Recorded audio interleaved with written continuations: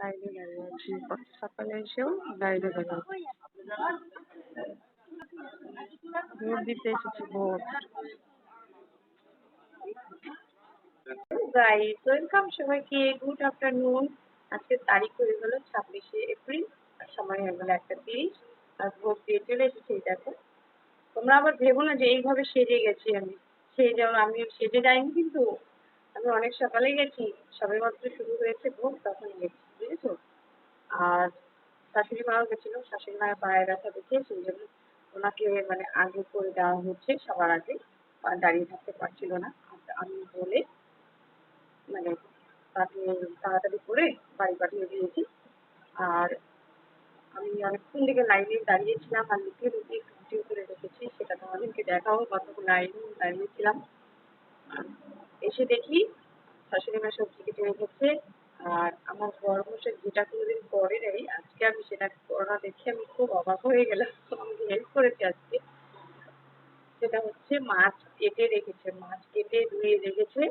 মানে ওখান থেকে এসে দেখি আমার অনেকটা হালকা হয়ে গেল কাজ। শাশুড়ি মা ভাত বসিয়ে দিয়েছিল, মানে অনেকটাই বেলা হয়ে গেছিল, 9:30 বেজে গেছে।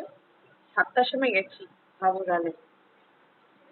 তো যে কটা রান্না বাকি ছিল সে কটা আবার আমি রান্না জামা ছেড়ে ভাত মুছতে তারপরে আবার রান্নাতে বসে গেছি।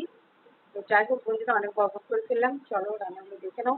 আর আমার মতো ভাগ্যবান কে আছে বলো। রান্না কমপ্লিট। এই দেখো, এখানে মোচার ফুল না, মানে কলার ফুল, এটাকে ভেজে নিয়েছি। আর এখানে পাটের শাক ভাজা, আর এখানে তোমার কাঁচা কলা দিয়ে শাটি মাছের তরকারি। শাটি মাছ তো চেনো সবাই, তো সেই শাটি মাছের তরকারি করেছি কাঁচা কলা দিয়ে মাখা মাখা। শাটি মাছ তো আমি খেতে পছন্দ করি না, সে কারণে আমার জন্য কাটা মাছ এনেছি বড়। আর এখানে ডাল করেছি টমেটো দিয়ে, টক ডাল। আর এখানে আলু দিয়ে মাছের ডিম ভাজা। আর এটা করেছি তোমার মাছের বাটা, মানে যেগুলো মাছ ভেঙে গেছিলো সেই মাছগুলোকে বেটে নিয়েছি লঙ্কা রসুন দিয়ে।